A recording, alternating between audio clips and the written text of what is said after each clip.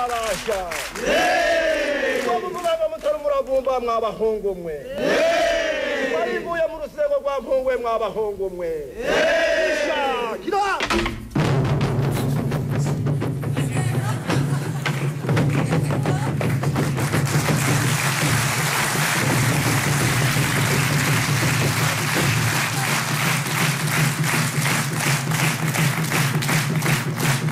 Good evening, ladies and gentlemen. Bonsoir, mesdames, messieurs. C'est en anglais, hein? Let me introduce myself. Laissez-moi me introduire moi-même. My name is Dying Stone. Et je suis un lointain cousin de Livingstone. Et le plus grand de mes explorations, puisque je suis par la force des choses explorateur, le plus grand de mes explorations fut sans conteste celle du territoire de la tribu des Cocofis. Les Cocofis. Les Cocofis vivant dans des forêts inaccessibles, j'ai donc été obligé de me faire parachuter en compagnie de mon collègue Cutter. Cutter, qui est un lointain cousin de Stanley. Il faut la couper, celle-là, il faut la couper. Je me suis donc fait parachuter en compagnie de mon collègue. Nous sommes arrivés au sol, nous avons replié les parachutes et nous avons immédiatement, nous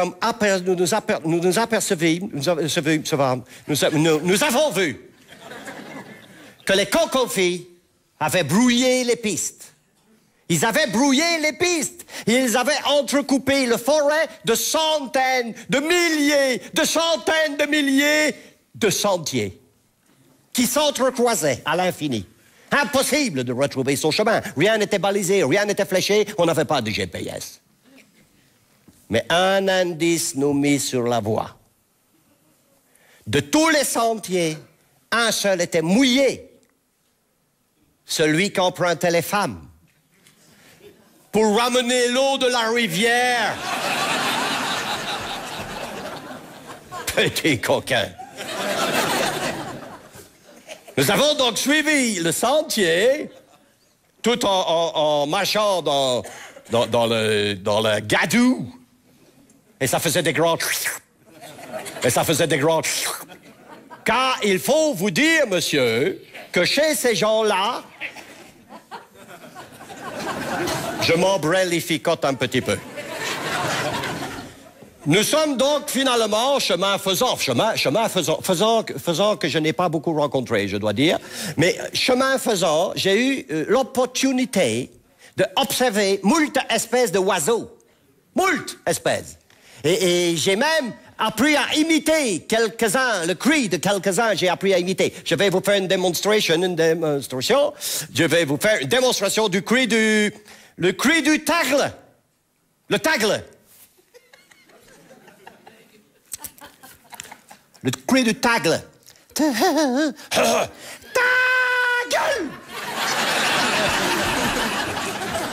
C'était le cri du tagle.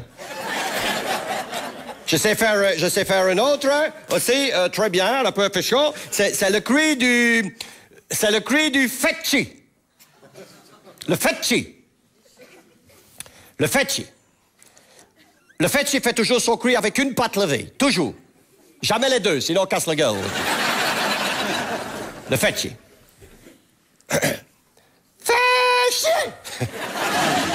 Et je suis en train d'apprendre encore des autres cris.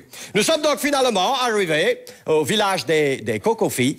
Et lors de mon séjour chez les Cocofis, j'ai failli par 2 fois perdre la vie. Par 2 fois.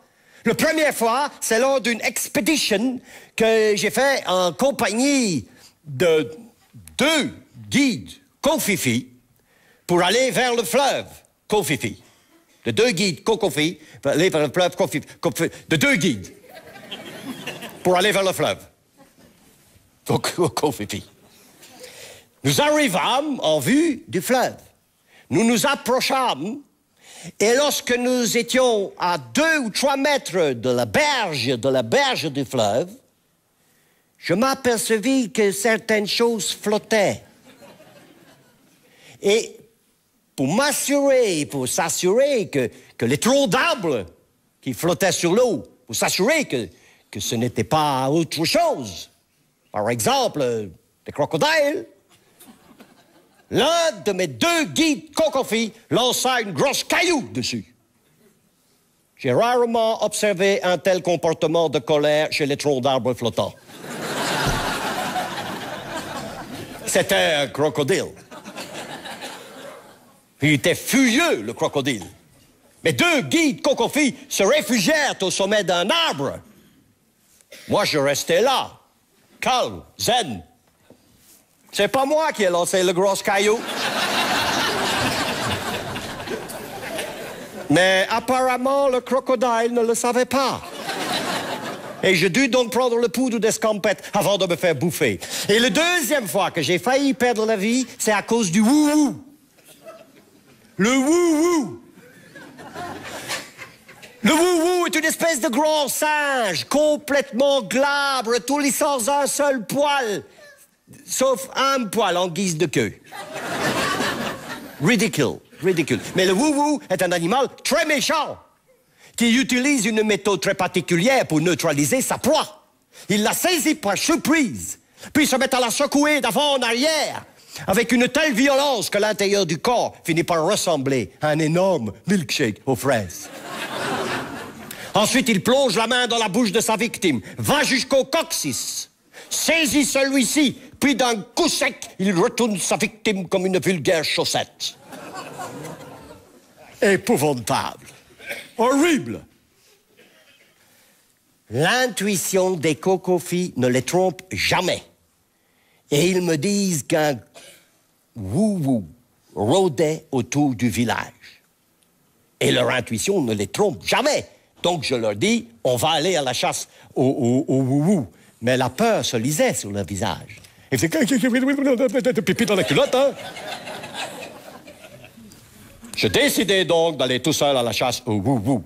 Et suivant les conseils des cocofis, je m'avançai dans la forêt tout en faisant wou-wou, wou-wou, wou-wou, wou-wou, wou. Soudain, je sentis derrière moi une présence. Je fis wou-wou.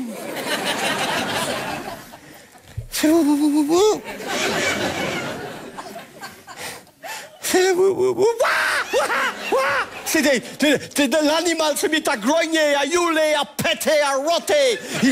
Il me saisit, il me secoua d'avant en arrière. Et moi, pour éviter de tourner en milkshake aux fraises, je tentais de m'agripper à lui. Mais je n'avais aucune prise sur ce cuir, sur cette peau complètement lisse, sans un seul poil. Je n'avais aucune prise.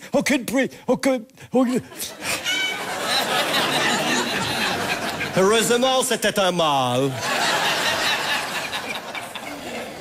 Je m'accrochais donc à cette planche de salut. Et plus je m'accrochais, et plus l'animal me secouait d'avant en arrière, plus sa colère fit place à une évidente satisfaction. Et tu rigoles, Stéphania, bravo, hein? Et finalement, le wou-wou me lâcha. Et puis, il s'en alla, tout en faisant lui-même wou-wou, wou-wou, wou-wou.